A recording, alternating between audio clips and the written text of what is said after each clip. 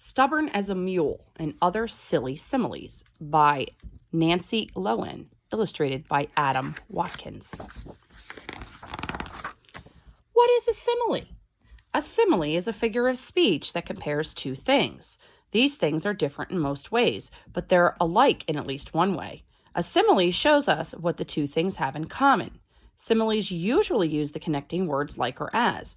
Turn the page to meet Mr. Mo and see how similes can make a story more colorful. Similes can be as easy as pie or as hard as nails. They might cry like babies or chatter like monkeys. Meet Mr. Mo. Mr. Mo is as bald as an egg. He doesn't have any hair at all, not even one. Here, Mr. Mo's head and an egg are being compared. Both are round and smooth. As bald as an egg is a simile. Metaphors can be used to compare things too. Metaphors don't use like or as. If we said Mr. Mo's head is an egg, we would be using a metaphor. Mr. Mo is as tall as a giraffe and as thin as a rail. Similes can be used to exaggerate. Is Mr. Mo really as tall as a giraffe and as thin as a rail? No, but he is very tall and very thin. These similes and the simile below are a more interesting way of describing him. Mr. Mo is not as strong as an ox, but he is rather nice. Today, Mr. Mo is going out. He's meeting someone very special for lunch. He wants to look good. He polishes his shoes until they shine like a new penny. He puts on his best hat. It fits like a glove. Similes often appeal to our senses. A new penny gleams. It catches our eye. And when we think about slipping our hands into a pair of gloves, we understand that Mr. Mo's hat fits him well. Mr. Mo hurries down the street. Oh no! A gust of wind blows off his hat. Now Mr. Mo's hat is as flat as a pancake. Many similes describe objects from our everyday lives. We all know what a pancake looks like. At the store, a lady tries to snatch the last tin of taffy from Mr. Mo's hands. Mr. Mo really wants that taffy. He holds on tight, but the lady is as stubborn as a mule.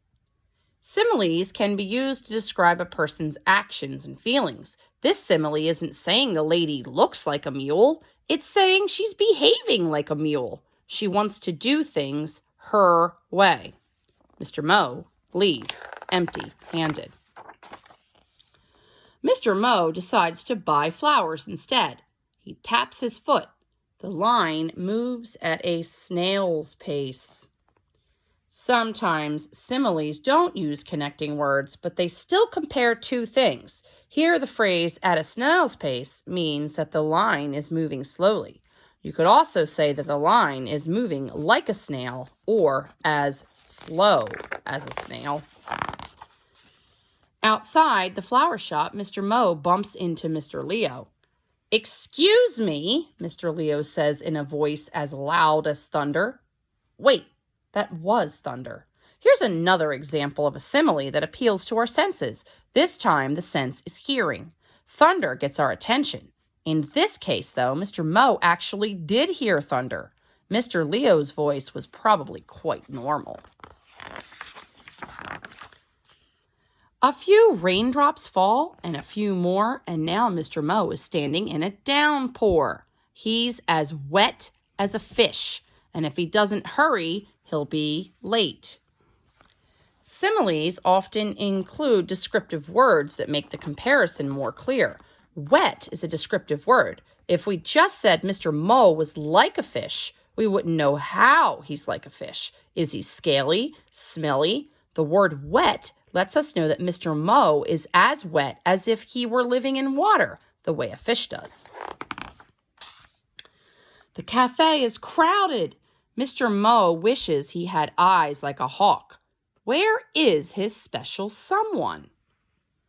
Then Mr. Mo hears a voice that's like music to his ears. Over here, Grandpa. Similes can sum up complex ideas in just a few words. Hawks have excellent eyesight. They can spot something small, like a mouse, from a great distance. Mr. Mo sees lots of people in the cafe, but he wants to find one certain person. Mr. Mo's hat is ruined. He didn't get his taffy. He's soaked to the skin. But sitting beside his granddaughter, he's as happy as a lark. A lark is a kind of songbird. Picture it perched on a branch, singing. Doesn't that make you feel cheerful? That's how Mr. Mo is feeling when he finally sees his granddaughter. Filling the blanks like A. The similes in this book are ones that are commonly used, but there's no reason you can't make up your own.